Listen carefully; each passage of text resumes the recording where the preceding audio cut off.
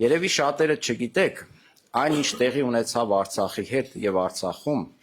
գյումրեցիները դա տեսել են 1918 թվականին, դա տեսել են 1920 թվականին։ 18 թվականին մենք տեսել ենք 6-ամսյա թուրքական օկուպացիա,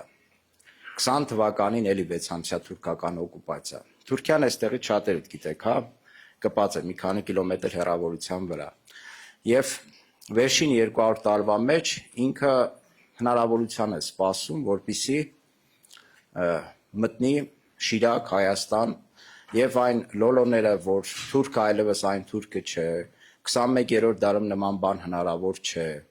Դրանք գիտենք, որ երեխայական խոսակցություններ են վառ ապացույց Արցախը եւ Սիրիան։ Տեսեք ինչ է կատարվում Սիրիայում։ Եվ շատ գյումրեցիների սերունդներ ձեզ կհասկանան։ Ու ես համոզված եմ, որ գյումրեցիները ձեզ շատ լավ են ընդունել։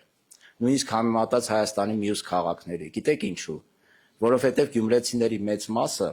գաղթականների ժառանգներ են։ 18-20 թվականներին այստեղ հանգրվանած կարսեցիները,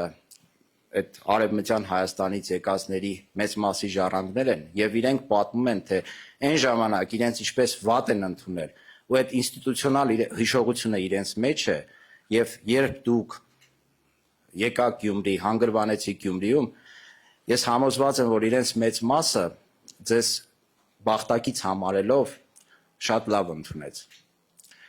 Մայր Հայաստան դաշինքը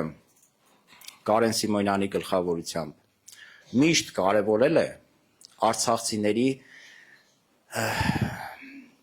գիտեք ոնց բացատրեմ, որ արցախցին Գյումրիում զգա ինչպես իր տանը այդ հանգամանքը։ Ու Կարենի հետ որ մենք զրուցում ենք, ինքը միշտ այդ խնդիրը ուշադրության կենտրոնում է պահում ու ասում է տարբերություն չկա։ Գյումրեցի, արցախցի նույն հայն ենք, բախտակիցներ ենք։ Եվ ինչու է այս առումով կարևոր ընտրությունները, որովհետև մենք Հայաստանը հայտնվել է բախտորոշ իրավիճակում, երբ կանգնած ենք այսպես ասած խաղաղության օրակարգը կյանքի կոչելու ճանապարհին, եւ դա այստեղ Գյումրիում շատ ավելի այսպես դյուրագրգիռ է ընկալվում, ինչի համար, որովհետև մենք հասկանում ենք ինստիտուցիոնալ հիշողություն ունենք, տեսել ենք Արցախում ինչ տեղի ունեցավ, ու երբ անկարծ թուրքը հայտնվի այստեղ, ինքը չի գալու այստեղ տնտեսական բարեկեցություն ապահովելու, ինքը գալու է այստեղ անելու այն, ինչ արեց Արցախում։